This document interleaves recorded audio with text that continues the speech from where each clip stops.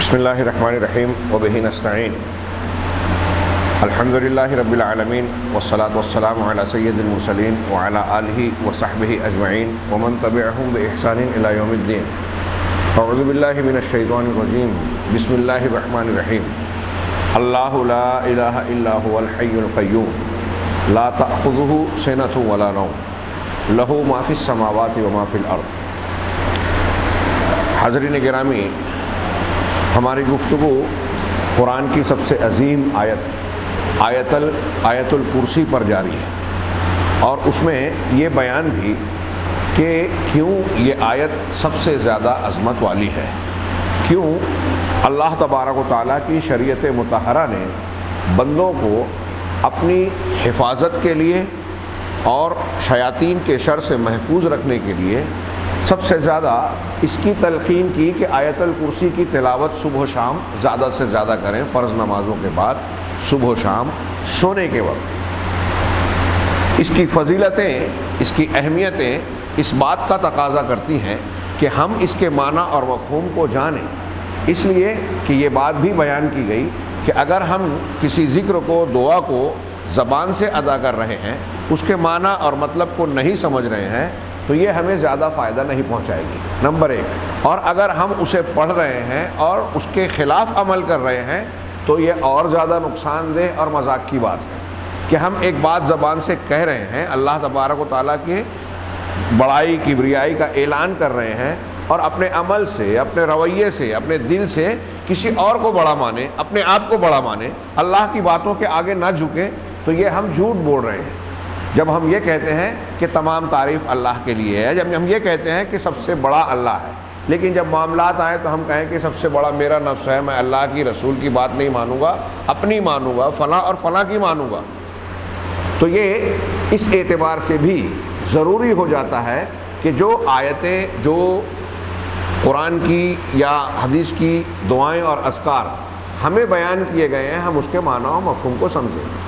اب اس سلسلے میں کچھ باتیں تفصیل سے بیان ہوئی. آغاز میں کہا گیا اللہ کے نام، اس میں ذات کا کی تشریح کی گئی. لا الہ الا اللہ، کلمہ توحید. اللہ لا الہ الا ہو، نہیں ہے کوئی معبود برحق سوائے اس کے. کلمہ توحید، لا الہ الا اللہ کی عظمت، فضیلت اور کچھ اس کا معنی اور مفہوم بھی بیان کیا گیا. اب یہ دعویٰ تھا، یہ بیان کیا گیا کہ آیت الکرسی کے آغاز میں یہ دعویٰ کیا گیا کہ معبود برحق، عبادت کے لائق اس کائنات میں اللہ کے سوا کوئی دوسرا ہے ہی نہیں، اور یہی اس کائنات کا خلاصہ ہے، نبوتوں کا نچوڑ ہے، کتابوں کا حاصل ہے. اسی کی بنیاد پر جنت و جہنم بنی، اسی کے لیے اللہ نے جن و انس کو پیدا کیا. اسی معیار پر پرکھنے کے لیے کہ اللہ کی عبادت کرتے ہیں، اس کے تقاضوں کی تکمیل کرتے ہیں یا اس کے خلاف جاتے ہیں. یہ میں نے پچھلی باتوں کا تھوڑا سا یاد دہانی کے لیے اعادہ کیا. اب اس دعوے کی تصدیق کے لیے اللہ نے فوراً کہا الحی، اللہ کے سوا کوئی معبود برحق نہیں ہے. کیوں؟ اس لیے کہ وہ الحی ہے، اس کی وہ زندہ ہے، زندہ و جاوید ہے. کیسی زندگی؟ دنیا کی دیگر مخلوقات کی زندگیوں کی طرح نہیں، بلکہ اللہ تبارک و تعالیٰ کی زندگی وہ ہے جسے ماضی میں، مستقبل میں، حال میں نہ فنا ہے، نہ عدم ہے، نہ زوال ہے، نہ اس کی زندگی میں کوئی کمی ہے. زندہ رہنے کے لیے جن جن خوبیوں کی، صفات کی اور قوتوں کی ضرورت ہے، وہ اللہ تبارک و تعالیٰ کی ذات میں کمال کے درجے کو پہنچی ہوئی ہے. میں اکثر کہتا ہوں کہ جب ہم اللہ کے لیے کہتے ہیں نا اس کی صفات کامل ہے یا کمال کے درجے کی ہے، تو اس کمال کو اچھی طرح دماغ میں بٹھا لیجئے. کمال کا معنی ہوتا ہے پورا ہونا، اور اللہ کے لیے جب ہم کہتے ہیں کہ اس کی ہر صفت کامل درجے کی ہے، تو دماغ میں یہ رکھنا چاہیے کہ اگر ایک بال برابر بھی اس کی ضد آ گئی تو کمال میں کمی آ جائے گی. یعنی اگر مثال کے طور پہ ہم کہتے ہیں کہ اللہ علیم ہے، علم والا ہے، اللہ قدیر ہے، قدرت والا ہے، قادر اور قدیر ہے. اگر پوری کائنات میں ہم تصور کریں کوئی ایک چھوٹا سا کام یا چھوٹی سی کوئی بات ہمارے ذہن میں ایسی آئے کہ اللہ ایسا نہیں کر سکتا، تو وہ چھوٹا سا کام جو نہیں کر سکتا وہ اللہ کی قدرت سے باہر ہو گیا. اور جب قدرت سے باہر ہو گیا تو یہ کہیں گے کہ اس کی قدرت میں کمی آ گئی، اور جب کمی آ گئی تو کمال نہیں رہا، کامل نہیں ہوا. اسی لیے جب ہم یہ کہتے ہیں کہ اللہ اپنی قدرت میں کامل ہے، اس کی قدرت کاملہ، تو اس کا مطلب یہ ہے کہ کوئی ایک چھوٹی سے چھوٹی چیز بھی جو چیز ہے، جو ممکن بات ہے، وہ اللہ تبارک و تعالیٰ کی قدرت سے باہر نہیں ہے، ہو بھی نہیں سکتی۔ جب ہم کہتے ہیں کہ اللہ تعالیٰ کا علم علم کامل ہے، اللہ کی حکمت حکمت کاملہ ہے، تو حکمت کی ضد نادانی، دانائی کی ضد نادانی ہے، حکمت کی ضد بیوقوفی ہے۔ حماقت، بیوقوفی، نادانی ایک بال برابر بھی اللہ کے لیے ہم مانے یہ جائز نہیں ہے۔ اگر تھوڑی سی بھی مانے تو یہ اس کی حکمت میں کمی آ جائے گی، کامل نہیں رہ جائے گی اس کی حکمت۔ پوری کائنات کا ایک ایک بال، ایک ایک ذرہ جو دکھائی دیتا ہے کھلی آنکھوں سے، جو نہیں دکھائی دیتا، وہ ساری چیز اللہ کے علم میں ہے۔ اگر کوئی ایک چھوٹی سے چھوٹی چیز آپ یہ کہیں گے کہ یہ علم سے باہر ہو گئی، تو جتنی باہر ہوئی اتنی کمی آ گئی، اتنا نقص آ گیا۔ اور ہم کہتے ہیں کہ اللہ نقص سے پاک ہے، اس کی صفات میں، خوبیوں میں کمال ہے۔ اس لیے یہ معنی، یہ مفہوم دماغ میں رکھیے کہ اللہ تعالیٰ کے لیے جب ہم کہتے ہیں کہ اس کی ساری صفات بدرجہ اتم، بدرجہ کمال خوبیاں موجود ہیں، تو اس میں کسی کمی کا تصور نہیں کیا جا سکتا۔ اب ہم کہہ رہے ہیں الحی، تو حیات، اللہ کا زندہ ہونا، حیات حیات کاملہ ہے۔ نہ ماضی میں کبھی عدم تھا، نہ مستقبل میں عدم ہوگا، نہ زندگی کی کسی صفت اور کسی کام میں کوئی کمی ہے، نہ اس کو فنا ہے نہ زوال ہے۔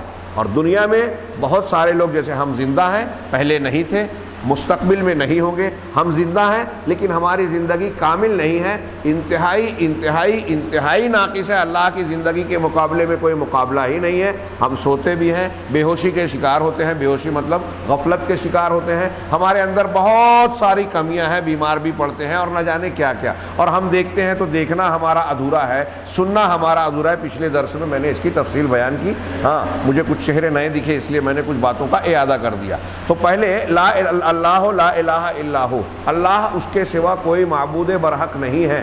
کیوں نہیں ہے؟ اس لیے کہ وہ زندہ ہے، اور جیسے اللہ زندہ ہے کوئی اور نہیں ہے۔ پتہ یہ چلا کہ وہ عبادت کے لائق نہیں ہے جو مردہ ہے، یا وہ جو مردہ ہو سکتا ہے، جو ماضی میں نہیں تھا یا مستقبل میں مر جائے گا۔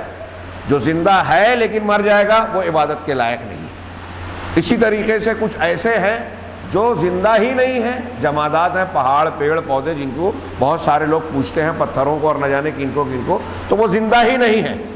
لہٰذا ان سے کسی امید کو لگانا، کوئی چیز مانگنا، اس سے بڑی دنیا کی حماقت کوئی ہو ہی نہیں سکتی۔ اور دنیا کی ایک بہت بڑی انسانوں کی، مشرکین کی ایسی تعداد ہے جو اپنی وابستگیاں ایسی چیزوں سے لگاتی ہیں جو الحی ہے ہی نہیں، جو ان کی سنتی ہی نہیں، سن لے تو جواب نہیں دے سکتے اور ان کی دعا کو پورا نہیں کر سکتے، ان کے اندر قدرت طاقت ہے ہی نہیں، اس کائنات کا کوئی اختیار اور کام ہے ہی نہیں۔ لہٰذا الحی کے بعد اللہ تبارک و تعالیٰ نے اللہ کے معبود برحق ہونے اور کسی اور کے معبودیت کے لائق نہیں ہونے کی ایک دلیل اور دی، القیوم، اللہ لا الہ الا ہو، الحی، القیوم۔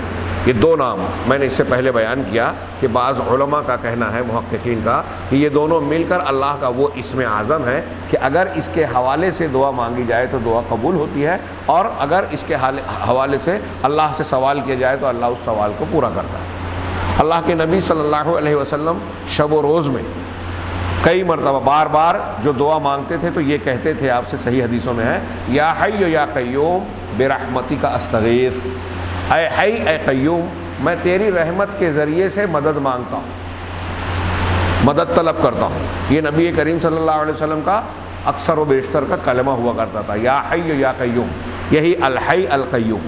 الحی یعنی کامل زندہ ذات اللہ ہے، ہاں۔ دوسرا القیوم، القیوم کا معنی کیا ہے؟ القیوم یعنی بذات خود قائم ہے اور اپنے علاوہ پوری کائنات اور موجودات کو قائم رکھنے والا، تھامنے اور سنبھالنے والا، ان کا انتظام و انصرام کرنے والا، ان کا بندوبست اور نگرانی کرنے والا ہے۔ یہ القیوم کی تشریح کرتے ہوئے میں نے کئی الفاظ استعمال کیے، معنی ایک ہے لیکن سارے معانی کو، اس کے مفہوم کو گھیرنے کے لیے میں نے اتنی بات کہی۔ اور القیوم ایسا اللہ کا نام ہے، اس میں گرامی ہے کہ ہم اگر اس کو ایک لفظ میں ترجمہ کرنا چاہے تو شاید میں سمجھتا ہوں نہیں ہو سکتا۔ عربی میں بھی اس کی تشریح کرتے ہوئے اہل علم بیان کرتے ہیں القیوم هو القائم بذاتہ والمقیم لغیرہ، کہ قیوم وہ ذات ہے جو بذات خود قائم ہے اور المقیم لغیرہ ہی ہے، یعنی دوسروں کو قائم رکھنے والا، تھامنے اور سنبھالنے والا ہے۔ تھوڑی دیر کے لیے اس معنی پر، اللہ کے اس نام پر غور کیجیے۔ میں نے اس سے پہلے درس میں ایک پہلو یہ بھی پیش کیا کہ اللہ کی پہچان، عظمت، کبریائی، توحید ہمارے دلوں میں مضبوط صحیح اس وقت ہوگی جب ہم اللہ کو پہچانیں گے، اور اللہ کو پہچاننے، اس کی معرفت حاصل کرنے کا سب سے بہترین ذریعہ اس کے اسماء و صفات ہیں۔ اور قرآن نے بلا وجہ ہی بار بار اللہ کے ناموں کو، اللہ کی صفات کو بیان نہیں کیا ہے، اس کی وجہ ہے، اس کے فائدے ہیں کہ ہم اپنے رب العالمین کو پہچانیں، اس کی عظمت و کبریائی کو جانیں۔ بار بار ہر آیت کے آگے پیچھے جو اللہ کے نام آتے ہیں، کیوں آتے ہیں؟ یہ بے فائدہ نہیں ہے، اس کا ان ناموں کا سیاق و سباق سے، آیتوں کے مضمون سے بھی تعلق ہے، اور اس سے اللہ تبارک و تعالیٰ کا تعارف اور پہچان ہمیں حاصل ہوتی ہے۔ اور جب ہم اللہ کی پہچان اور معرفت حاصل کرتے ہیں تو اس کی توحید، اس کی عظمت کا سکہ ہمارے ذہن و دماغ میں بیٹھتا ہے۔ یہ کوئی معمولی بات نہیں ہے، یہ اللہ رب العالمین، کائنات کی کوئی چیز اللہ تبارک و تعالیٰ کے مقابلے میں اہمیت کی حامل نہیں ہو سکتی۔ اس لیے ایک بندہ مومن کے نزدیک اللہ کی ذات، اس کی صفات، اس کے افعال، اس سے متعلقہ باتیں کائنات کی تمام چیزوں سے زیادہ اہمیت کی، دلچسپی کی بات ہونی چاہیے۔ لہذا پوری توجہ سے سنیں کہ القیوم اللہ کا کہ اسماء حسنہ میں سے نام ہے۔ یہاں توحید کی دوسری دلیل کے طور پر آیت الکرسی میں اللہ تبارک و تعالیٰ نے اسے پیش کیا کہ وہ القیوم ہے، یعنی بذات خود قائم ہے اور اپنی ساری مخلوق کو قائم رکھنے اور تھامنے والا ہے، یعنی اپنی ذات میں۔ اب یہاں ایک بات غور کیجئے، یہ جو ترجمہ ہم نے کیا کہ بذات خود قائم ہے اور کائنات کو قائم رکھنے والا، تو تھوڑی آپ اور ہم یا کسی ہستی اور مخلوق کے بارے میں تھوڑی دیر کے لیے غور کریں کہ کیا ہم بذات خود قائم ہیں؟ بتائیے، ہم بذات خود قائم ہیں، کسی کے محتاج نہیں ہیں؟ نہیں۔ ہم ایک سانس بھی اگر اللہ نہ چلائے، آکسیجن نہ دے، ہمارے پھیپھڑے کو نہ چلائے، ہمارے آرگنز کو نہ چلائے، تو ایک سانس نہیں لے سکتے۔ ہم اپنی ایک ایک سانس میں اللہ کے محتاج ہیں، اور ہم ہی کیا، یہ پیڑ پودے، درخت، یہ عمارت جو کھڑی ہوئی ہے، یہ پنکھے جو چل رہے ہیں، وہ چاہے ہم نے بنائے الیکٹرانکس یا کوئی بھی، کائنات کی کوئی بھی چیز، کوئی درخت، پیڑ، پہاڑ، پودے، آسمان، زمین، سمندر، ہاں یہاں تک کہ اللہ تبارک و تعالیٰ کی سب سے بڑی مخلوق عرش عظیم، یہ ساری کی ساری چیزیں اپنے موجود رہنے میں، اپنے قائم رہنے میں اللہ تبارک و تعالیٰ کی قیومیت کے سنبھالنے کے محتاج ہیں۔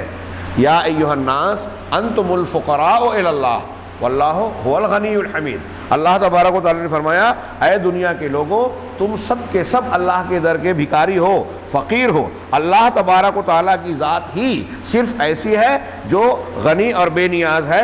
اللہ تبارک و تعالیٰ کی ذات کو کسی کی کوئی حاجت اور ضرورت نہیں ہے۔ قرآن کی اس آیت کو یہ انسانوں سے خطاب ہے، ان اللہ یمسک السماوات والارض ان تزولا، کہ اللہ تبارک و تعالیٰ ہی کی وہ ذات ہے، بلا شبہ اللہ تعالیٰ آسمانوں اور زمین کو تھامے ہوئے ہے کہ وہ ٹل نہ جائیں، ڈول نہ جائیں۔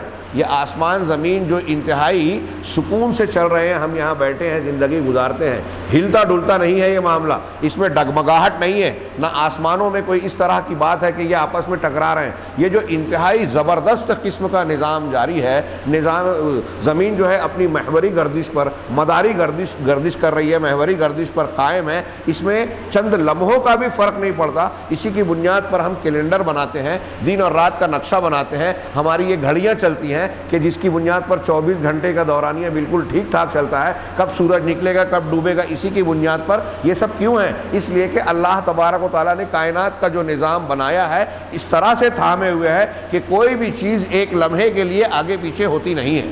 یہ اس کا بندوبست ہے، انتظام ہے۔ اللہ نے کہا کہ آسمانوں اور زمین کو اللہ ہی ہے جس نے تھامے رکھا ہے کہ یہ ٹل نہ جائیں، اور اگر وہ ٹل جائیں تو پھر اللہ کے سوا اور کوئی ان کو تھام بھی نہیں سکتا۔ قرآن نے کہا کہ ان اللہ یمسک السماوات والارض ان تزولا، وَلَئِن زَالَتَا إِنْ أَمْسَكَهُمَا مِنْ أَحَدٍ مِّن بَعْدِهِ إِنَّهُ كَانَ حَلِيمًا غَفُورًا۔ یہ آسمان زمین کو وہ تھامے رکھے ہیں، ٹل نہیں رہے ہیں، ڈگمگا نہیں رہے ہیں، ڈول نہیں رہے ہیں، اور اگر اللہ نے انہیں ڈولتا چھوڑ دیا یا ان کو نہیں سنبھالا تو اللہ کے علاوہ کسی کی طاقت قوت ہے جو ان کو تھام لے؟ کوئی پیغمبر، کوئی فرشتہ، کوئی مخلوق ایسا کر سکتی ہے؟ جب کوئی کر ہی نہیں سکتا تو نظام کا چلانے والا وہی ہوا۔ ہاں، اب تھوڑی دیر کے لیے یہاں سوچئے القیوم میں اللہ تبارک و تعالیٰ کا کیا کیا معنی آ جاتا ہے۔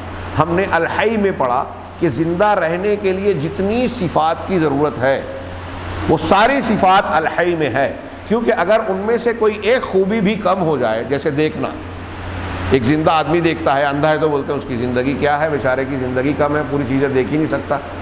تو دیکھنا زندگی کے لیے ضروری ہے، سننا ضروری ہے، قدرت رکھنا ضروری ہے، تو ساری ذاتی صفات اللہ میں پوری پوری ہے، تبھی اس کی حیات یعنی زندگی مکمل ہے، اس میں کوئی کمی نہیں ہے۔ ایسے ہی القیوم پر آپ غور کریں کہ الحی پورا پورا ہونے کے لیے اس کی ذاتی صفات ضروری تھی، تو القیوم پورا پورا ہونے کے لیے، کائنات کو سنبھالنے کے لیے اس کے اندر کیا کیا ہونا چاہیے جو دوسرے میں نہیں ہے؟ ہاں، یعنی قدرت ہونی چاہیے، اس کائنات کو سنبھالے رکھنے اور تھامے رکھنے کی طاقت ہونی چاہیے نا، تبھی تو تھامے گا۔ ایک سمپل بات ہے، لاجک ہے۔ ہاں، اگر میں بول رہا ہوں کہ یہ عمارت فلاں فلاں معمار نے، ہمارے ہاں جس کو گونڈی بولتے ہیں، نے بنائی ہے، تو اب یہ بنی بنائی چیز اس کی سامنے آپ کے موجود ہے، تو کیا آپ یہ سوال کریں گے کہ اس کو عمارت بنانا مستری کا کام یا گونڈی کا کام آتا ہے کیا؟ آپ سوال کریں گے؟ اس کی کام کی ہوئی ایک عمارت سامنے موجود ہے، تو آپ یہ سوال نہیں کریں گے نا۔ تو اب اللہ تبارک و تعالیٰ نے کائنات کو بنایا ہے، کائنات کو سنبھالے ہوئے ہے، تو یہ سنبھالا ہوا ہونا کس بات کی دلیل ہے؟ کہ وہ بنانے پر قدرت رکھتا تھا، ہے، اور اس کو سنبھالنے کی قدرت رکھتا ہے، تبھی تو سنبھالے ہوئے۔ اگر ایک لمحے کے لیے اس کا سنبھالنا چھوڑ دے وہ، تو یہ زمین، سورج، چاند، ستارے، آسمان، سارا کا سارا نظام تہس نہس ہو جائے۔ ہاں، کیا ہے وہ قرآن کی آیت کہ لو کان فیہما آلہۃ الا اللہ لفسدتا، بڑی زبردست قرآن کی آیت کہ اگر اس کائنات میں، آسمان اور زمین میں اللہ کے سوا اور بھی معبود ہوتے، آلہۃ کا لفظ ہے، کئی معبود ہوتے، تو لفسدتا، یہ دونوں ترہم برہم ہو جاتے، کائنات سنبھلتی ہی نہیں۔ ایک دوسری توحید کی دلیل پیش کی جا رہی ہے کہ اگر دو ہوتے آلہہ، ہاں، ایک سے زیادہ ہوتے، تو ایک بولتا سورج کو ادھر سے نکل کے ادھر ڈوبنا چاہیے، ایک بولتا ادھر سے نکل کے ادھر ڈوبنا چاہیے۔ ظاہر سی بات ہے، جو کائنات کا چلانے والا الہ ہوگا وہی ہوگا نا جس کا حکم چلے، جس کا حکم نہ چلے بولیں گے بادشاہ ہے، بادشاہ ہے تو اس کا حکم چلنا چاہیے۔ اب وہ اپنے حکم کا مالک ہوگا نا، دوسرے کا نہیں، تو اب ایک الہ بولتا ادھر سے آئے، ایک الہ بولتا ادھر سے آئے، تو کیا ہوتا؟ سورج یا تو دونوں کی مانے، یا دونوں کی نہ مانے، یا کسی ایک کی مانے گا۔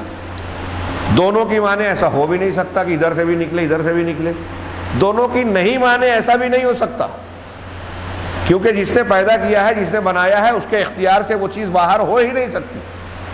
تیسری شکل بچتی ہے کہ ایک کی مانے گا، ایک کی نہیں مانے گا، تو جس کی نہیں مانے گا وہ الہ نہیں ہو سکتا، وہ عبادت کے لائق نہیں ہو سکتا، وہ کائنات کا مالک اور بادشاہ نہیں ہو سکتا۔ جس کی چلے گی وہی بادشاہ ہے، اس لیے اس کو سب کو مان لینا چاہیے۔ یہ عقلی دلیل لوگ دیتے ہیں، دلیل تمانوں کے طور پر، دوسرے انداز میں میں آسان کر کے میں نے بیان کیا۔ تو اللہ تبارک و تعالیٰ کا یہ قائم کردہ نظام بہت ہی نظم و ضبط سے چل رہا ہے، یہ اس بات کی دلیل ہے کہ اس کا چلانے والا ایک ہے۔ اگر ایک سے زیادہ ہوتے تو ہر ایک اپنی اپنی چلانے کی کوشش کرتا۔ ہم دنیا میں دیکھتے ہیں کہ ایک ملک کا بادشاہ، دوسرے ملک کا بادشاہ، تیسرے ملک کا بادشاہ، آج تھوڑا سا فرق ہو گیا ہے، لیکن ایک بادشاہ دوسرے بادشاہ کی سلطنت کے اندر قبضہ کرنے کی کوشش کرتا تھا، اس پر حملے کرتا تھا، اس پر قبضہ کر کے چھیننے کی کوشش کرتا تھا۔ اگر نہیں کر سکتا تو کم سے کم اپنی حکومت کو بچاتا اور دوسرا اس پر قبضہ کرنے کی کوشش کرتا۔ اب اپنی حکومت کو بچانے کے لیے دفاعی پوزیشن اختیار کرتا، ان میں جنگیں ہوتی۔ اب اگر کائنات میں کئی خدا یا کئی الہ ہوتے تو ہر ایک اپنی اپنی نظام میں چلاتا، کہیں دن رات کا الگ سسٹم ہوتا، کہیں دوسری جگہ الگ سسٹم ہوتا ہے نا، ملک میں الگ الگ سسٹم ہوتا ہے۔ ابھی ہمارے یہاں کچھ قوانین ہیں، آج کل کورونا کا زور ہے تو بول رہے ہیں کہ ماسک نہیں لگانے پہ یہاں جرمانہ اور لاٹھی مل رہی ہے، اور بعض ملک ہیں، ایک ڈاکٹر صاحب کی کلپ میں نے دیکھی، پتہ نہیں کتنا صحیح ہے، انہوں نے بتایا کہ تنزانیہ میں اگر آپ ماسک پہنیں گے تو جرمانہ لگے گا، الٹا کا۔ تو اب آپ یہاں اگر پولیس آپ کو پکڑے اور بولے گے تنزانیہ میں ایسا ہے اس لیے میں ماسک نہیں پہن رہا ہوں، تو کیا بولے گی؟ ہم لیفٹ رائٹ اور لیفٹ سائڈ سے چلتے ہیں ہندوستان میں، ہاں، اور یورپ میں، سعودی عرب میں داہنی جانب سے چلتے ہیں۔ اب ہم داہنی جانب سے چلیں اور چالان بنا دے، پولیس والا ٹریفک والا آپ کو پکڑے، آپ کہیں گے کہ بھائی سعودی عرب میں تو رائٹ ہینڈ سے رائٹ طرف چلتے ہیں، تو کہیں گے کہ وہ وہاں کا الگ قانون ہے، یہاں کا الگ قانون ہے۔ تو جیسے یہاں ملک میں الگ الگ قانون نظر آ رہا ہے، کیا ہم کو اس کائنات میں الگ الگ قانون، نظام، سسٹم دکھائی دے رہا ہے؟ نہیں۔ اس کا مطلب اس پوری کائنات کا نظام چلانے والا، سورج نکالنے والا، ڈبانے والا، ہاں، زمین کو چلانے والا، موسموں کو تبدیل کرنے والا، سمندروں کو بہانے والا، ان کے پانی کو اکٹھا کرنے والا، مچھلیوں کو، ہواؤں کے پرندوں کو، زمین کی خشکی کے جانوروں کو، سب کی دیکھ بھال، ان کی روزی کا انتظام کرنے والا ایک ہی ہے، وہی القیوم ہے۔ اب تھوڑی دیر کے لیے سوچئے کہ القیوم کائنات کو تھامنے سنبھالنے والا، اس کا بندوبست کرنے والا، اس کا مطلب آسمان ٹکا ہوا ہے اس کے سامنے سنبھالنے سے، سورج ٹکا ہوا ہے اس کے تھامنے سنبھالنے سے، عرش ٹکا ہوا ہے اس کے تھامنے سنبھالنے سے، ہم اور آپ ٹکے ہوئے ہیں اس کے تھامنے سنبھالنے سے، ہماری سانسیں چل رہی ہے اس کی قیومیت سے۔ تو ایک ایک چیز جب وہ چلا رہا ہے تو سوچئے کہ اس کو کتنی قدرت، طاقت کی ضرورت ہے۔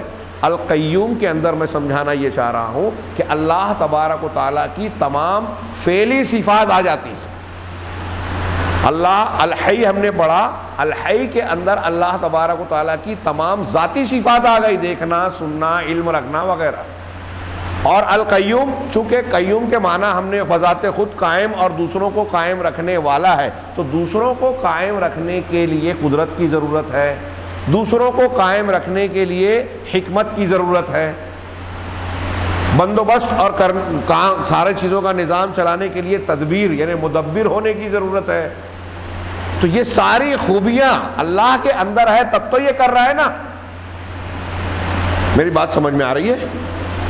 القیوم میں اس طریقے سے آپ غور کرتے جائیں گے تو القیوم میں اللہ تبارک و تعالیٰ کی تمام عملی، فعلی صفات آ جاتی ہیں، یعنی اللہ تعالیٰ کائنات کو سنبھالنے کے لیے جن جن خوبیوں کی ضرورت ہے ان تمام خوبیوں کا مالک ہے، اس کے اندر ان خوبیوں میں کوئی کمی، کوئی خامی، کوئی نقص نہیں ہے۔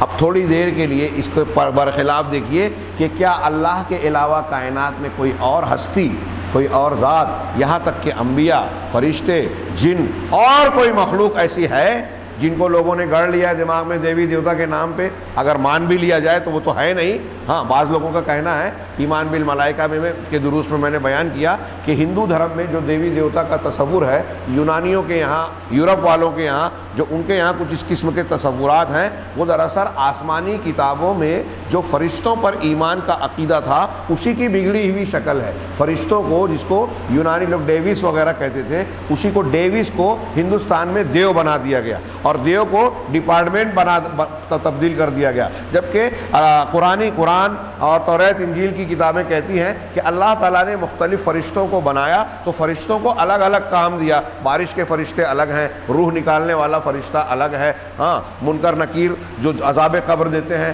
وہ فرشتے الگ ہیں، عذاب والے فرشتے الگ ہیں، اور ایسے نیکیوں کے فرشتے الگ ہیں، ذکر کی مجلس کو گھیر دینے والے فرشتوں کی ٹولیاں الگ ہوتی ہیں، اللہ تبارک و تعالیٰ کا ذکر کرنے والے روزانہ 70 لاکھ جو ہے فرشتے جو ہیں وہ بیت المعمور میں داخل ہوتے ہیں آسمان میں، حدیث معراج میں، اور اللہ کے رسول نے بیان کیا وہ فرشتے، اور ایسے بے شمار فرشتے ہیں۔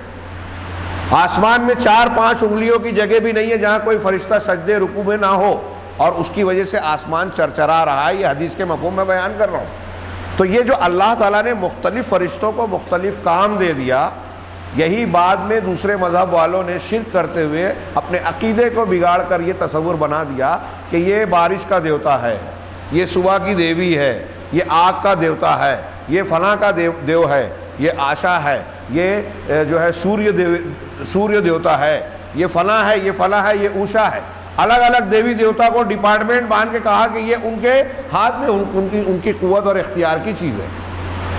یہ فرشتوں کو اللہ تبارک و تعالیٰ نے مختلف کاموں پر مامور کیا ہے۔ اس کو انہوں نے ایسا، میں یہ القیوم کے معنی میں اس لیے بیان کر رہا ہوں کہ اللہ تبارک و تعالیٰ نے فرشتوں کو جو ذمہ داریاں دی ہیں یہ اس کی حکمت مصلحت ہے۔ فرشتے اس کی ایک مخلوق ہیں لیکن وہ ان کو کوئی اختیار نہیں ہے۔ قرآن نے ان کے بارے میں کہا کہ یفعلون ما یؤمرون، فرشتے وہی کام کرتے ہیں جن کا ان کو حکم دیا جاتا، ان کو خود کوئی اختیار نہیں ہے۔ آپ کسی فرشتے سے بولو کہ میرا کام بنا دے، بگاڑ دے، یہ نہیں ہو سکتا۔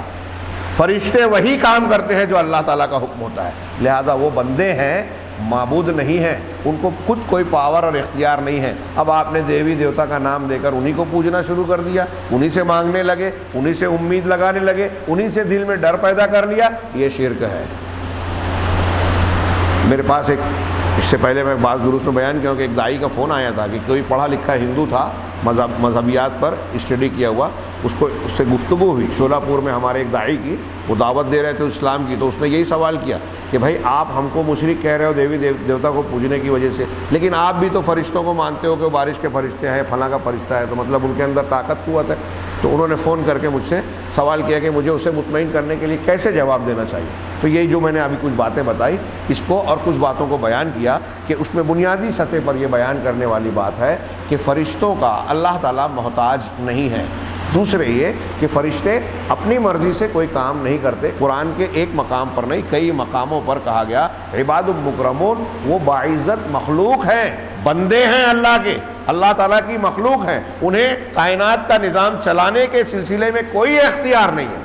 اگر روح نکالنے والا فرشتہ ہے تو کسی انسان بلکہ کسی جانور کی روح بھی نہیں نکال سکتا اس وقت تک جب تک اللہ حکم نہ دے، اور اللہ جس ٹائم جیسے بولا ہے، جیسے حکم دیا ہے، اس سے ایک سیکنڈ پہلے، ایک سانس پہلے بھی نہیں نکال سکتا، ایک سانس بعد بھی نہیں نکال سکتا۔ جب جیسے کہا ہے تب ویسے ہی کرنا ہے۔ تو وہ غلام ہوا یا آقا ہوا؟ آقا تو وہ ہوا نا جس کا حکم چل رہا ہے۔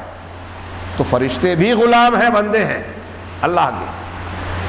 تو بہرحال القیوم کی ذات کائنات کا نظام چلانے والی اور ساری چیزوں کو سنبھالنے والی ہے۔ یہ میں نے کچھ تشریح کی۔ ہاں، میں کل انشاءاللہ یہ میرے آیت الکرسی توحید کے دلائل و براہین، میرے اپنا سعودی عرب کے عقیدے کے استاد شیخ عبدالرزاق بن عبد المحسن البدر ہیں، ان کی کتابچے کا میں نے ترجمہ کیا ہے، اس کا دوسرا ایڈیشن ہے، انشاءاللہ کل لاؤں گا۔ درس کے جتنے شرکاء ہیں سب کو دے کر یہ چاہوں گا کہ آیت الکرسی سے متعلق جو اس میں بیان انہوں نے پیش کیا ہے توحید کے دلیل کے طور پر، اسے اچھی طریقے سے پڑھیں، اپنے گھر والوں کو بھی پڑھائیں۔ انشاءاللہ میں کل ہر ایک کو یہ دوں گا۔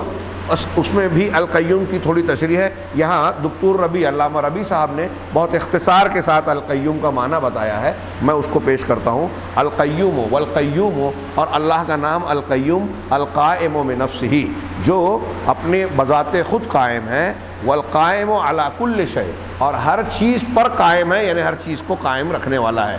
القیوم نام ہے۔ حدیثوں میں اس اللہ کے لیے قیم اور قیام کا لفظ بھی آیا ہے۔ ایک بخاری مسلم کی ایک بڑی اچھی حدیث ہے، اور اس حدیث کی تشریح میں بھی شیخ عبدالرزاق کا ایک مستقل کتابچہ ہے، بڑا شاندار، اللہ کی توحید، عظمت، کبریائی اور ایمانیات کو اس میں بڑے اختصار سے، بڑے پیارے انداز میں بیان کیا ہے۔ تو اس میں اللہ کے رسول صلی اللہ علیہ وسلم کا ایک دعا ہے کہ جب آپ تہجد کے لیے رات میں اٹھتے تھے تو کیا پڑھتے تھے۔ کئی دعائیں ہیں، بڑی شاندار، تھوڑی سی لمبی ہے لیکن بڑی شاندار۔ اللہم لک الحمد انت قیم السماوات والارض ومن فیہن ولک الحمد انت نور السماوات والارض ومن فیہن ولک الحمد انت ملک السماوات والارض ومن فیہن۔ بعض روایتوں میں یہ بھی ہے وَلَكَ الْحَمْدُ أَنْتَ رَبُّ السَّمَاوَاتِ وَالْأَرْضِ وَمَنْ فِيهِنَّ وَلَكَ الْحَمْدُ أَنْتَ الْحَقُّ وَوَعْدُكَ الْحَقُّ وَقَوْلُكَ حَقٌّ وَلِقَاؤُكَ حَقٌّ وَالْجَنَّةُ حَقٌّ وَالنَّارُ حَقٌّ وَالنَّبِيُّونَ۔ یہ پوری لمبی دعا ہے۔ اللہ کے رسول تہجد میں جیسے ہم ثنا پڑھتے ہیں تو تہجد شروع کرتے ہوئے یہ پڑھتے تھے۔ اس کا پہلا جملہ جو بخاری مسلم میں ہے، اللہم لک الحمد انت قیم السماوات والارض ومن فیہن، اے اللہ تمام تعریف تیرے لیے ہے، تو ہی آسمانوں اور زمینوں کا قائم رکھنے والا، تھامنے سنبھالنے والا ہے، اور ان کے درمیان کی تمام چیزوں کا۔ اس ایک دلیل پر غور کیجئے۔ ہاں، اس ایک دلیل پر غور کیجئے. اللہ تبارک و تعالیٰ کی توحید کے لیے صرف یہی ایک دلیل میں سمجھتا ہوں کافی ہے. ہاں یہاں انہوں نے ایک بات پیش کی تھی، میں نے جس کے لیے کھول کر رکھا تھا وہ بھول گیا، کہ توحید کی دلیل، یہ پوری کائنات کا نظام اللہ سنبھالتا ہے، کوئی اور ہے ایسا؟ اللہ تعالیٰ نے قرآن میں سورہ رعد میں ایک سوال کیا، افمن هو قائم علی کل نفس بما کسبت وجعلوا للہ شرکاء قل سموہم. یہاں اس کا ترجمہ ہے، پھر جس ہستی کے علم و احاطے کا یہ حال ہے کہ ہر جان، دنیا کے ہر شخص کو ہر جان پر نگاہ رکھتی ہے. یعنی اللہ کی صورتحال تو یہ ہے کہ کائنات کی ہر جان، ہر انسان، ہر مخلوق پر جو ہے نگاہ رکھتی ہے کہ اس نے اپنے عملوں سے کیسی کمائی کی، کہ کس نے کیا کام کیا، سب کی نگرانی کر رہا ہے. ہاں وہ کیا ان ہستیوں کی طرح سمجھ لی جا سکتی ہے؟ یعنی اللہ کی ہستی کو ان ہستیوں کی طرح سمجھ لیا جا سکتا ہے جنہیں ان لوگوں نے معبود بنا رکھا ہے. یہ تھوڑی سی تشریح کے طور پر قوس میں ہے، مولانا ابوالکلام آزاد کا ترجمہ ہے. اور انہوں نے اللہ کے لیے شریک ٹھہرا رکھے ہیں.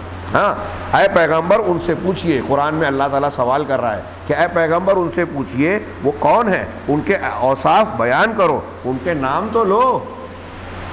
اللہ تبارک و تعالیٰ نے جس طریقے سے کائنات کی ہر چیز پر نظر رکھی ہے، ہر چیز کو سنبھالے ہوئے ہے، کیا اللہ کے سوا کوئی اور ہے جو ایسا کرے؟ نام تو بتاؤ ذرا کسی کا. کوئی ہے جو سب کو جانتا ہے، سب کو تھامے ہوئے ہے، سب کی ضرورت پوری کر رہا ہے، ایک ایک چیز کو پورا کر رہا ہے، بندوبست کر رہا ہے کائنات کا. اب وہ بڑے سے بڑا پیغمبر ہو، دیکھو وہ پہلے موجود نہیں تھے تب بھی نظام کائنات چل رہا تھا. جب وہ نہیں تھے نظام چل رہا تھا، اس کا مطلب وہ چلانے والے ہو نہیں سکتے. اب پیدا ہوئے، مر گئے، چلے گئے دنیا سے، ابھی بھی نظام چل رہا ہے. اور جب دنیا میں تھے تو سوتے بھی تھے، غافل بھی ہوتے تھے. اور ہم دیکھتے ہیں کہ انبیاء کرام علیہم الصلوۃ والسلام جو اس کائنات میں انسانوں میں سب سے افضل گروہ ہے، ہم دیکھتے ہیں کہ ان کے اوپر بھی ایسے ایسے حالات آئے جس میں وہ پریشان ہوئے، تکلیف دی گئی، دکھ پہنچایا گیا، زخمی کیا گیا، کسی نبی کو قتل کیا گیا، کوئی بیماری کا شکار ہوا، کسی کو اور کوئی تکلیف ہوئی. اور جب تکلیف میں مبتلا ہو رہے تو وہ اللہ سے دعا مانگ رہے. یہ توحید کی دلیل قرآن میں موجود ہے. ہاں کل پڑھ رہا تھا، قرآن سن رہا تھا میں تراویح میں سوچ رہا تھا کہ ہاں حیرت انگیز بات ہے، ہم اور آپ کہاں لگتے ہیں. ہاں لوگ قرآن کو بھی، اللہ کے کلام کو بھی سمجھ کر پڑھنے کی توفیق سے محروم ہیں، سمجھتے نہیں ہیں. کتنی واضح دلیل ہے توحید کی. حضرت نوح علیہ السلام سورہ ہود کی تلاوت ہو رہی تھی. نوح علیہ السلام کا واقعہ کہ اپنے بیٹے کے بارے میں اللہ سے کہہ رہے ہیں کہ وہ ڈوب گیا، پروردگار تو نے وعدہ کیا تھا کہ میرے اہل و عیال کو بچائے گا، اور وہ میرے خاندان کا تھا. اللہ نے سخت ڈانٹ پلائی کہ انہ لیس من اہلک انہ عمل غیر صالح، ہاں انی اعیدک ان تکون من الجاہلین. رونگٹے کھڑے ہو جائیں اگر ہم سمجھ کر پڑھ لیں اس کو، معنی اور مفہوم کو سمجھ. کون ہے نوح علیہ السلام؟ دنیا کا کوئی انسان کتنا بھی بڑا پیر فقیر ولی بن جائے، کسی نبی کے پیروں کی دھول تک پہنچ سکتا ہے؟ نہیں. اور نوح علیہ السلام اولو العزم رسولوں میں سے ایک ہیں، 5 اولو العزم رسولوں میں سے ایک ہیں. جب ان کا بیٹا فنا ہو گیا، مطلب عذاب کا شکار ہوا، حضرت نوح اور ان کے درمیان بات ہو رہی تھی، قرآن نے نقشہ کھینچا ہے وحال بینہم الموج، ان کے درمیان موج آئی اور اس کو بہا لے کے ڈبا دی. حضرت نوح نے اللہ سے گزارش کی کہ میرا بیٹا تھا اور تو نے وعدہ کیا تھا کہ میرے اہل و عیال کو بچائے گا. اللہ نے فوراً جواب دیا کہ وہ تیرے اہل و عیال میں سے نہیں تھا، یعنی تیرے دین پہ نہیں تھا، مشرک تھا، اس لیے خونی رشتے کا اعتبار نہیں ہے. وہ تمہارے اہل و عیال میں سے نہیں تھا، وہ برے عمل والا تھا، مشرک تھا. اور آگے اللہ تعالیٰ نے جو جملہ کہا پیغمبر سے خطاب کر کے کہ میں اے نوح تمہیں نصیحت کر رہا ہوں، انی اعیدک، نصیحت کر رہا ہوں کہ تم جاہلوں میں سے نہ بن جانا، ایسا مطالبہ مت کرو. فوراً حضرت نوح علیہ السلام نے توبہ کی کہ اللہ میں توبہ کرتا ہوں، اگر تو نے معاف نہیں کیا، رحم نہیں کیا تو میں خسارہ اٹھانے والا ہو جاؤں گا. اپنے بیٹے کے لیے کہہ رہے ہیں، دوسروں کی بات چھوڑیے. کون ہے؟ پیغمبر ہیں. میں نے عرض کیا تھوڑی دیر کے لیے اس ایک واقعے پر، اس واقعے کی ایک کڑی پر غور کریں ہم لوگ کہ نوح علیہ السلام جیسا اولو العزم رسول بھی، صاحب عزم رسول بھی اللہ تبارک و تعالیٰ کے سامنے اپنے بیٹے کو نہیں بچا سکتے اگر وہ شرک کر رہا ہے. تو کتنا پاور ہے ان کو. کون کائنات کی ہستی ہے جو ہم کو بچا لے گی اللہ تعالیٰ اگر عذاب دینا چاہے؟ کون بچائے گا؟ کس پیر اور فقیر کی قبر پر جا کے تم اللہ تبارک و تعالیٰ کے مقابلے میں کھڑا کر لو گے ان کو؟ سب کے سب اللہ کے محکوم بندے ہیں. اللہ تبارک و تعالیٰ صرف ارادہ کرتا ہے فیصلہ کرنے کا بھی ہم آگے جانیں گے تو فرشتے ڈر کے مارے بے ہوش ہو جاتے ہیں, آسمان تھر تھرانے لگتا ہے, لرزش آ جاتی ہے, عرش ہلنے لگتا ہے. یہ بخاری مسلم کی حدیث میں ہے اور اس کی بنیاد قرآن کی آیت میں ہے جو ہم آگے پڑھیں گے. وہ عظمت والا پروردگار, اس کے مقابلے میں دوسروں کو آپ مقام دیں گے, کتنی ظلم اور گستاخی کی بات ہے. یہ کتنا صاف مضمون ہے. اللہ کہہ رہا ہے آیت الکرسی میں اس کے سوا کوئی معبود برحق نہیں ہے. کیوں نہیں ہے؟ اس لیے کہ وہی تو الحی ہے, اس لیے کہ وہی تو قیوم ہے. ساری کائنات کا نظام وہی چلا رہا ہے. کل والی جو اس سے پہلے والے درس میں نے مثال دی تھی, مولانا ثناء اللہ امرتسری نے پنڈت کو جواب دیتے ہوئے کہا تھا انجن اور ڈبوں کے چلنے کا فرق, وہ القیوم کے معنی میں غور کیجیے. ہم دیکھ رہے ہیں اللہ کے دکھانے سے, ہم سن رہے ہیں اللہ کے سنانے سے, ہم جی رہے ہیں اللہ کے جلانے سے. اللہ تبارک و تعالیٰ دیکھنے والا ہے, سننے والا ہے, زندہ ہے, بذات خود کسی کے جلانے دکھانے سے نہیں دیکھ رہا ہے. وہ بذات خود قائم ہے, اس کی خوبیاں ذاتی ہیں. ہماری خوبیاں, پوری مخلوق کائنات کی ہر چیز کی خوبیاں دی ہوئی ہیں, عطائی اللہ کی دی ہوئی ہے. ہماری ساری خوبیاں صفات انتہائی ناقص ہیں, اللہ کی ساری خوبیاں صفات مکمل ہیں, کوئی نقص, کوئی خامی, کوئی جھول, کوئی عیب نہیں ہے. غور کرتے جائیے. القیوم, یہاں صاحب کتاب میں آگے بڑھ رہا ہوں کہ اللہ تبارک و تعالیٰ تمام چیزوں کو قائم رکھنے والا ہے. وقیوم السماوات والارضین, آسمانوں اور زمینوں کا قیوم ہے, ان سب کو تھامے ہوئے ہے, سنبھالے ہوئے ہے. یدبر ھذا الکون, اس کائنات کی تدبیر کر رہا ہے. تدبیر کرنا یعنی اس کا انتظام, موسموں کی تبدیلی, دن اور رات کا نکلنا, زلزلہ, طوفان, زرخیزی اور دوسرے سارے کام. ہاں, کل یوم ہوا فی شان, ہر روز اس کی ایک شان ہے. ہاں, سارے کام اللہ تعالیٰ اس کائنات کے نظام کو چلانے والا کر رہا ہے.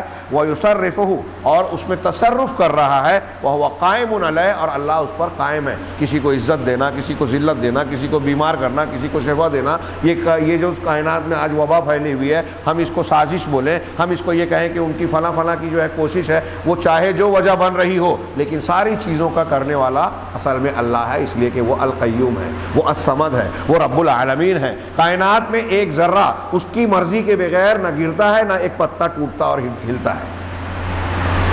تو اب سبب چاہے جو بن رہا, مہنگائی بڑھ رہی ہے گورنمنٹ کی پالیسی سے, ٹھیک ہے, گورنمنٹ کی پالیسی وجہ بن رہی ہے, ٹھیک ہے, لیکن اس وجہ کو قائم رکھنے والا, چلانے والا کون ہے؟ اللہ ہے. ایک حدیث میں ہے کہ مہنگائی اور قیمت بڑھانے والی ذات اللہ کی ہے. اس حدیث کا درجہ فی الحال مجھے دھیان نہیں ہے, ہاں وہ اس سے پہلے ذکر کی جا چکی ہے, لیکن اگر درجہ جو بھی ہو, بات تو صحیح ہے. مہنگائی بڑھانے والا اللہ ہے, موت دینے والا اللہ ہے. یہ کورونا پھیل رہا ہے, خوف دہشت پھیلی ہوئی ہے, اللہ ہے. اس سے جو متاثر ہو رہا ہے, ابھی وہ سازش ہو, صحیح ہو, فراڈ ہو, جو بھی ہو, اور جو بچا ہے اللہ کی مشیت. تو کائنات میں جو بھی تصرفات ہو رہے ہیں حقیقت میں کرنے والا وہ ہے. اب جب ہمارے یہاں, میں ابھی کل کے خطبے میں بھی بولا اور بار بار یہ کہہ رہا ہوں کہ جب مصیبت کے ان اوقات میں ہم کو اللہ کی طرف پلٹنا چاہیے, یاد کرنا چاہیے, اور خاص طور سے رمضان میں, تو ہمارے یہاں لوگ تجزیہ کرنے والے, بات کرنے والے اس فیکٹر کو جو بنیاد ہے بھول ہی جاتے ہیں. کورونا پھیل رہا ہے اس وجہ سے, فلاں بیماری ہو رہی ہے اس وجہ سے, فلاں ہو رہا ہے. آپ کو اور ہم کو, مومن کو, دوسری کوئی وجہ ہو نہ ہو, اس پر غور کرنا چاہیے کہ ہم سے گناہ ہو رہا ہے اس لیے ایسا ہو رہا ہے, ہم اللہ کی نافرمانی کر رہے ہیں اس لیے اللہ تعالیٰ ناراض ہے یا اللہ کی رحمت روٹھی ہوئی ہے. یہ ضرور سوچنا چاہیے. علامہ ابن سیرین کہتے ہیں, تابعی ہیں, آپ نے بارہا نام سنا ہے, ان کے واقعات پڑھے ہیں. وہ کہتے ہیں کہ اگر میری لونڈی, باندھی لونڈی, اگر میری لونڈی میرے ساتھ کوئی بدسلوکی کرتی یا کوئی ایسا کام کرتی جس سے مجھے تکلیف ہو, تو میں یہ غور کرتا تھا کہ مجھ سے اللہ کی نافرمانی والا کون سا کام ہو گیا, میں نے یقیناً کوئی نہ کوئی گناہ کیا ہے, اس کا یہ بدلہ ہے. اب آج ہم مسلمان کتنے مارے کاٹے توڑے پھوڑے جا رہے ہیں. ہمارا کاروبار محفوظ نہیں ہے, ہمارا گھر بار محفوظ نہیں ہے, عبادت گاہیں محفوظ نہیں ہیں, اور نہ جانے کیسی کیسی مصیبتیں, پریشانیاں, آپس کے جھگڑے, اختلافات, ہاں ہمارے لیے سہانے روح بنے ہوئے ہیں. لیکن ہم اس طرح سے, جو قرآن حدیث کا طریقہ ہے, جو ہمارے صحابہ, تابعین, تبع تابعین کا انداز تھا کہ کوئی مصیبت تکلیف آئے تو سب سے پہلے یہ غور کریں کہ یہ اللہ کی طرف سے ہے, تو کہیں اللہ ہم سے ناراض تو نہیں ہے, اور اللہ ہم سے ناراض ہے اس کا مطلب ہم سے کوئی گناہ ہو رہا ہے, ہم کو فوراً توبہ کرنی چاہیے. بارش رکتی تھی، اللہ کے نبی صلی اللہ علیہ وسلم اور قرآن نے کیا تعلیم دی کہ آپ اللہ کے سامنے استسقا پڑھیں، تو استسقا پڑھنے کے بعد دعا کیا کریں؟ اللہ تعالیٰ سے اپنے گناہوں سے گڑ گڑا کر، رو کر، ہاں سچے دل سے توبہ کریں۔ استغفروا ربکم انہ کان غفارا، اپنے رب سے مغفرت طلب کرو، وہ بہت بخشنے والا ہے۔ یرسل السماء علیکم مدرارا، اللہ سے مغفرت مانگو گے تو تم پر موسلا دھار بارش برسائے گا۔ وَيُمْدِدْكُمْ بِأَمْوَالٍ وَبَنِينَ وَيَجْعَلْ لَكُمْ جَنَّاتٍ وَيَجْعَلْ لَكُمْ أَنْهَارًا، تم کو مال اور اولاد سے تمہاری مدد کرے گا، تمہارے باغات بنائے گا، تمہارے لیے نہریں جاری کر دے گا۔ کب؟ جب تم اللہ سے گناہوں کی معافی مانگو گے۔ کتنی صاف ستھری قرآن کی تعلیم ہے کہ ہم چاہتے ہیں کہ ہم کو اولاد ملے، مال ملے، بیماریوں سے شفا ملے، نہریں اور نعمتیں ملے دنیا کی، ابھی جب آخرت کی تو ہے ہی، دنیا کی نعمتیں ملے تو ہم کو کیا کرنا ہے؟ گناہ سے معافی مانگنا ہے۔ مطلب یہ چیزیں، یہ برکتیں جو اڑ رہی ہیں، نعمتیں جو چھن رہی ہیں، ہمارے کاروبار میں جو مندی چھائی ہوئی ہے، بے روزگاری ہے، گھروں میں فاقے ہیں، پریشانیاں ہیں، اس کی وجہ کیا ہے؟ ہمارے گناہ کی وجہ سے اللہ کی رحمت روٹھی ہے۔ ہم توبہ کریں، اللہ معاف کرے گا گناہوں کو، رحمت کو ہم پر عام کرے گا، نچھاور کرے گا۔ تو اس فیکٹر پر ہم غور ہی نہیں کرتے کہ کائنات کا نظام چلانے والی ذات اللہ کی ہے، بادشاہوں کا بادشاہ وہی ہے، لہذا اس کی مرضی کے بغیر کچھ نہیں ہوتا، اور یہی معنی وہ القیوم کے مفہوم میں بھی داخل ہے۔ چنانچہ یہ کہہ رہے ہیں وَهُوَ قَائِمٌ عَلَى كُلِّ نَفْسٍ بِعِلْمِهِ وَسَمْعِهِ وَبَصَرِهِ، اللہ تعالیٰ ہر ذات پر، ہر نفس پر قائم ہے، یعنی نگرانی کرنے والا ہے، اپنے علم کے ساتھ، اپنی سماعت یعنی سننے کے ساتھ، اپنے دیکھنے کے ساتھ، ہر کائنات کی ہر چیز کو اللہ تعالیٰ علم سے گھیرے ہوئے ہے، اس کو دیکھ رہا ہے، اس کی آواز کو سن رہا ہے۔ ابن مسعود کا قول یاد رکھیے، 7ویں آسمان پہ 500 سال کے فاصلے پر پہلا آسمان، پھر 500 پر دوسرا، پھر 500، 7 آسمان، پھر اس کے بعد کرسی 500 سال کے فاصلے پر، کرسی کے بعد عرش 500 سال کے فاصلے پر۔ اللہ اس عرش کے اوپر ہے اور ہمارے دل کی دھڑکنوں کو سن رہا ہے، ہمارے دل کی کھٹک کو جان رہا ہے، چیونٹی کی چال کی آواز ہم نہیں سن رہے ہیں، وہ سن رہا ہے۔ اور دنیا میں جتنی آوازیں ہیں، کتنا بھی شور ہے، ہر آواز کو سنتا ہے۔ اور صرف سنتا ہی نہیں ہے، آپ بھی دعا مانگ رہے ہیں، میں بھی دعا کر رہا ہوں، یہ بھی کر رہے ہیں، سارے لوگ نماز میں جو ہے ذکر کر رہے ہیں، سبحان ربی العظیم پڑھ رہے ہیں، سارے لوگ نماز میں الحمدللہ رب العالمین الرحمن الرحیم سورہ فاتحہ پڑھ رہے ہیں۔ سب کی آواز بھی سن رہا ہے، سب کی نیتوں کو بھی جان رہا ہے، سب کے بارے میں یہ بھی جانتا ہے کہ کون جو ہے وہ خشوع خضوع سے پڑھ رہا ہے، کون کسی کا دل کہیں اور لگا ہوا ہے حساب کتاب میں۔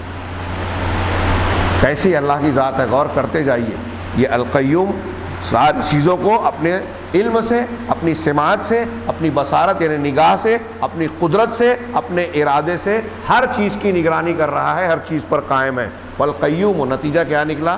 شیخ دکتور ربی نے بہت اختصار کے ساتھ، جو میں نے اتنی لمبی چوڑی تشریح کی، اس کو بہت اختصار کے ساتھ بیان کیا۔ فالقیوم یتضمن جمیع صفات الافعال، چنانچہ قیوم اللہ تبارک و تعالیٰ کی تمام افعال کی صفات، اللہ جو جو کام کرتا ہے ان تمام صفات کو اپنے اندر سمیٹے ہوئے ہے القیوم۔ اللہ اولاد دیتا ہے، یہ اللہ کا ایک فعل ہے۔ اللہ بارش برساتا ہے، یہ اللہ کا ایک فعل ہے۔ اللہ زندگی اور موت دیتا ہے، یہ اللہ کے 2 فعل ہیں۔ اللہ روزی کا انتظام کرتا ہے، یہ فعل ہے۔ نظام کائنات چلا رہا ہے، ایک ایسا فعل ہے جس میں بہت سارے کام ہیں۔ تو جو جو فعل ہیں اللہ کے، وہ ساری فعل کو کرنے کی صفات القیوم کے معنی میں داخل ہے۔ تو کہا وَيَتَضَمَّنُ توحید الربوبیت ایضاً، یہ القیوم اللہ تعالیٰ کی ربوبیت کی توحید کو بھی شامل ہے۔ ہم توحید ربوبیت کہتے ہیں، ربوبیت رب ہونا۔ رب کا معنی کیا؟ کائنات کا پروردگار، مالک ہونا۔ تو اب پروردگار کیا کرتا ہے؟ لوگوں کی زندگی اور رہنے کے لیے جن جن چیزوں کی ضرورت ہے وہ سارا انتظام کرنا اس کی ربوبیت کا، اس کی پالن ہاری کا حصہ ہے۔ چنانچہ القیوم میں ربوبیت کا معنی بھی شامل ہے، یتضمن، جو کہ پیدا کرنے، روزی دینے، زندگی دینے، موت دینے اور اس طرح کے تمام کاموں کو شامل ہے ربوبیت کا معنی، اور وہ سارے معنی شامل ہے القیوم میں۔ تو اللہ کے بارے میں کہا، چنانچہ اللہ تبارک و تعالیٰ فعال لما یرید، جو چاہتا ہے وہ کرنے والا ہے، اپنی مرضی کا مالک ہے۔ یہ القیوم کی تشریح انہوں نے مختصراً کی۔ اب الحی القیوم کے بعد میں چاہتا تھا کہ آج ہی یہ بات بھی ہو جائے، لا تأخذہ سنۃ ولا نوم، اللہ زندہ ہے اور خود قائم اور کائنات کو قائم رکھنے تھامنے والا ہے، اسے نیند اور اونگ چھوتی بھی نہیں۔ لا تأخذہ سنۃ، اسے اونگھ نہیں آتی، ولا نوم، اور نہ نیند آتی ہے۔ ہاں، یہ اللہ کے القیوم اور الحی ہونے کی تکمیل ہے۔ انشاءاللہ کل ہم اسے لہو ما فی السماوات و ما فی الارض سے ملا کر جانیں گے۔ بہت اہمیت کی حامل بات ہے۔ میں چاہتا تھا کہ یہ ٹکڑا بھی آج ہی ہو جائے، لیکن گھڑی کو دیکھ کر میرا دل چاہ رہا ہے کہ آج یہیں بات کو ہم درس کو روک دیں۔ انشاءاللہ العزیز کل کے درس میں لا تأخذہ سنۃ ولا نوم پر گفتگو کریں گے۔ اللہ تبارک تعالیٰ ہمیں صحیح علم اور صحیح عمل کی توفیق دے۔ وآخر دعوانا ان الحمد للہ رب العالمین، وصلی اللہ علی نبینا محمد۔